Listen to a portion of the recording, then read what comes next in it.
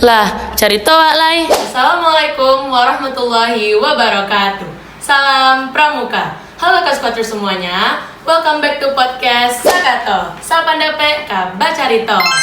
Balik lagi bersama Cynthia Krani 2. Dan di bulan puasa kali ini yang udah mau dekat ke hari lebaran atau hari raya Idul Fitri, Cynthia sendiri tanpa Kak Nesha karena ada beberapa halangan yang membuat Kak Nesha tidak bisa hadir. Namun pada episode Sakato kali ini, bintang tamu kita sangat spesial karena kita tidak bersama anggota penggalang atau pendewan penggalang, tapi kita bersama dengan salah satu orang purna itu. Baik, assalamualaikum warahmatullahi wabarakatuh. Halo teman-teman Pramuka semuanya. Perkenalkan, nama saya itu Lutfi Adia Masun, biasa dipanggil Kak Lutfi. Kakak purna dari Kudep Sapandape Skotiden. Kalau kita agak lelia air angkatan 7. Nah, Kak Lutfi, Ya. Kak Lutfi di sini kita sebelum kita masuk ke yang pembahasan lebih lanjutnya teman-teman, karena di sini kan Kak Lutfi diundang ke podcast Sakato. Perasaan Kak diundang ke podcast Sakato apa? Yang pertama itu mungkin kaget ya. Soalnya sebelum ada podcast ini, mohon maaf kakak semuanya, itu saya sendiri pribadi itu sebagai ODBL atau orang di balik layar. Jadi untuk pertama podcast ini mungkin sedikit kaget dan sedikit malu-malu ya. Nah, FYI atau for your information, Kak Lutfi itu kata tadi kan ODBL atau orang di balik layar Kak. Dan juga kalau kalian tahu Kak Lutfi itu adalah salah satu pencetus atau yang mengusulkan ide tentang pembuatan podcast Sakato ini. Boleh diceritain nggak Kak cerita di balik layar gimana, kenapa sih bisa terbentuk podcast Sakato? Awal terbentuknya itu cuman sekilas saja, itu dari ada kakak angkatan 6 itu namanya Kak Abi, yang mudah-mudahan besok akan diundang setelah kakak ini untuk podcast. Jadi Kak Abi itu ngajak kan, Pipi kita buatlah untuk podcast ini namanya itu Sakato. Dan kakak pun menjawab itu kan dengan terkejut Kak Abi itu bilang kayak gitu, apa tuh Sakato bang? Dan Kak Abi menjelaskan itu Sakato itu kepanjangannya itu Sapandape ka Bacarito. Nah, mungkin awal mula Sakato itu bukan seperti ini ya adik-adik semuanya. Mungkin Sakato pertama itu berupa video, cuman hanya suara, tidak seperti ini, tidak duduk seperti ini, cuman hanya suara, kita berbicara Audio tanpa audio ya, berupa audio itu. Dan terus berkembang itu selanjutnya itu kami dulu itu sama kakak pembina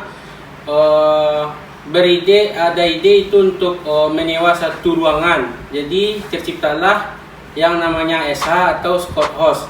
Nah, jadi di sana kami mengembangkan apa itu Sakato, membuat video tentang sejarah Pramuka, pokoknya tentang Pramuka. Jadi di SH itulah kami membuat video. Cuman karena ada beberapa kendala, SH itu tidak dilanjutkan lagi. Nah, jadi ini baru awal mulai dari Sakato itu. Nah, Kak Lutfi udah berapa tahun berarti itu Kak? Kalau Kak angkatan 7 berarti udah berapa tahun menjadi purna di sini? Sekitar 5 tahunan udah tuh. Sekitar 5 tahun. Iya, 5 tahun. Dari 5 tahun itu Kak termasuk purna yang sering balik ke sini mau lihat kegiatan adik-adik atau tidak Kak? Bisa dibilang begitu. Bisa dibilang begitu ya kemana? Bisa dibilang iya. Berarti sering balik? Iya, sering. Berarti Kak sering melatih kami di PBB? Iya, seperti yang Cynthia tahu kan. Coba Kak ceritain sedikit lagi Kak tentang kenapa Kak bisa bertahan di PBB, apakah dari selama Kak masih menjadi penggalang itu dari PBB atau pas jadi purna aja di PBB? Baik, mungkin untuk kakak di PBB itu mungkin dari penggalang. Kakak masuk Pramuka itu dari kelas 7, kalau nggak salah itu semester 2. Nah, jadi itu kakak dulu itu tidak tahu sama sekali apa itu Pramuka dan apa-apa saja sih di dalamnya. Misalkan kayak perlombaan, latihannya atau segalanya. Nah jadi kakak coba kan, yang itu ada pertama itu nggak salah kakak itu sejarah pramuka. Kalau sejarah pramuka itu umum lah bagi semua anggota pramuka harus tahu. Sejarah pramuka itu sandi-sandi sama ya macam-macam sandi. Nah pada saatnya itu ada kegiatan di lapangan. Yang pertama itu contohnya pioneering. Nah jadi di pioneering itu mungkin kakak tidak terlalu gimana ya, tidak terlalu mendalami atau terlalu niat. Jadi untuk pioneering itu kakak tidak terlalu pandai untuk mengikat tongkat, jadi cari bidang yang lain. Cari bidang, maksudnya itu mengikat bisa, cuman untuk lebih lanjutnya seperti membuat bangunan atau suatu pioneering itu nggak bisa, memang tidak, belum ahli. Jadi ada saatnya waktu itu ada latihan PBB. Nah kakak lihat kan, latihan PBB itu menarik juga, soalnya gimana ya, tertarik saja kakak untuk mengikutinya. Nah latihan kakak sudah mulai tahu beberapa gerakan dan sudah mulai menguasai. Ada waktu itu lomba. Di situ awal mulanya kakak Lomba apa tuh kan? Lomba di Mandua nggak salah kakak. Ya, itu pun lomba pertama dan tidak menjadi tim inti di PBB. Berarti cadangan. Ya, PBB. sebagai cadangan kakak.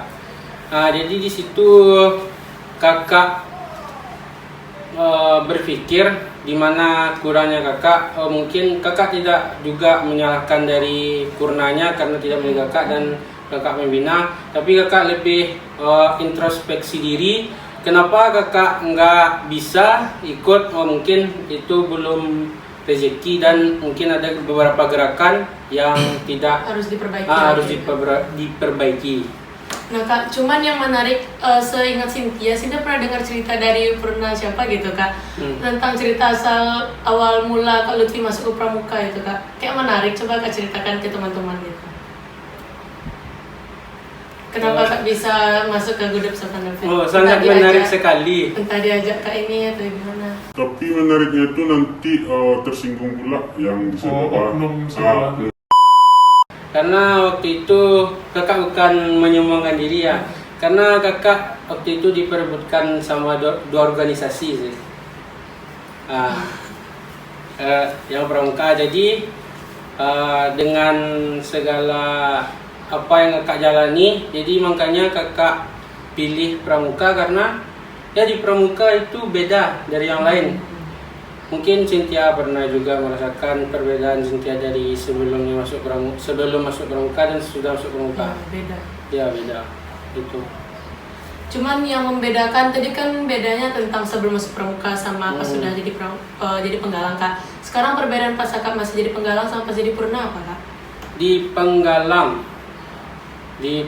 itu mungkin bisa dibilang pramuka yang paling enak itu di penggalang. Kalau untuk kakak sudah di Purna itu, apalagi kakak kan melatih PBB. Nah jadi ketika kakak melatih adik-adik kakak itu, kakak teringat gimana kakak dulu, jadi deja vu bahasa gaulnya sekarang. Jadi kakak teringat gimana kakak dulu mati-matian untuk supaya ikut PBB dari cadangan jadi tim inti. Nah jadi sebenarnya kakak juga berpikir waktu kalian mengejar adik-adik itu, kakak teringat juga gimana kakak susahnya dulu supaya kerja keras untuk supaya ikut lomba PBB dan akhirnya bisa tergabungkan, walaupun alhamdulillah juara, walaupun tidak juara satu, tapi alhamdulillah juara. Terus kisah kasih kak selama melatih kami di PBB apa kak? Kira-kira pas ada adik dongkol atau gimana mau lomba? Ya mungkin waktu awal-awal kakak melatih itu mungkin ya karena belum terbiasa dengan cara melatih dan peraturan dari PBB itu. Jadi mungkin ya mungkin sedikit dongkol melihat kalian yang tidak mendengarkan. Cuman setiap latihan kita akan selalu apa namanya? Ada evaluasi. Evaluasi. Jadi di sana kakak keluarkan apa yang kakak kesalkan kalian dan biar bisa diperbaiki. Ya, biar bisa diperbaiki dari kalian itu. Mungkin itu kan gak enak ya kak, tapi yang mengenakannya apa kak? Misalnya kayak hasil testimoni dari respon orang tua mereka yang pernah kak dengar, kayak anaknya diajar sama kak Lutfi, alhamdulillah menang, gitu-gitu kan. Mungkin yang paling mengenakan awal kakak melatih kalian itu dengan porsi kakak sendiri maksudnya gitu. Dan alhamdulillahnya itu kalian langsung membawa juara. Sedangkan walaupun kakak pada waktu itu baru melatih kalian dan belum tentu apa-apa bagaimana itu cara melatih. Dan dari situ kakak juga belajar dari kakak pembina juga, Kak Reva, di lapangan bagaimana ya kakak ikuti cara gimana Kak Reva itu dekat dengan adik-adik dan yang ya adik-adik gitu. Kalau program dari kakak sendiri atau program Purna yang udah terjalankan atau akan terjalankan apa kak? Selain Serato misalnya. Maksudnya? Program misalnya Purna dari Sapandapi itu memiliki program mau membuat ide konten selain Serato namanya ini akan terjalankan tahun depan misalnya kak. Atau membuat lomba jadi Purna yang jadi panitia kayak LT1. Ya mungkin untuk yang kegiatan seperti itu emang ya dari Purna kayak LT1 apa tuh lomba antar regu persami ya seperti itu. Kira-kira kakak kan kakak angkatan 7 ya kak? 7. Ya. Jadi panitia LT1 nya kapan kak? Tahun 2023 baru dari bagian dari angkatan 7 itu bisa jadi panitia LT1. Berarti yang gabung sama angkatan 10 kemarin ya? Iya. Siapa ketua pelaksananya? Kita pelaksananya itu kakak sendiri. Ya. Ada nggak kak kisah yang kurang mengenakan di balik persiapan panitia sebelum LT1? Mungkin kisah yang paling tidak mengenakan. Ya nanti ada mengenakan. Oh, ada yang mengenakan. Yang tidak mengenakan itu mungkin kegiatan LT1 itu di saat kakak panitia itu dilaksanakan ketika teman-teman angkatan kakak itu pada sibuk. Sibuk maksudnya itu dalam kuliah. Mereka kan sudah lulus dari sekolahnya masing-masing, ada yang SMA dan SMK, dan lulus, ada yang terpilih di universitas, politeknik dan lain-lainnya, dan juga ada yang kerja. Nah, jadi di situ mungkin yang tidak mengenakan untuk pengumpulan panitianya itu sudah beberapa kali di grup kakak infokan, tidak ada yang merespon. Jadi itu yang tidak mengenakannya, dan juga dalam kegiatan LT1-nya juga kurang meriah buat kakak karena tidak terlalu senang adik-adik itu, karena kan kita manusia juga punya rasa melihat orang gitu kan. Ya, jadi gimana jadi gimana ekspresi mereka itu saat melakukan kegiatan yang kami adakan, jadi kurang seru kak. Sebenarnya seru kak, cuma capek kak. Oh capek ya. Karena ya yang Cynthia tahu, yang Cynthia rasakan juga perlombanya tidak seperti biasa, karena itu ada tambahan dari kegiatan sebelumnya. Iya. Itu. Kalau yang mengenakannya apa kak? Yang mengenakannya, ini mungkin yang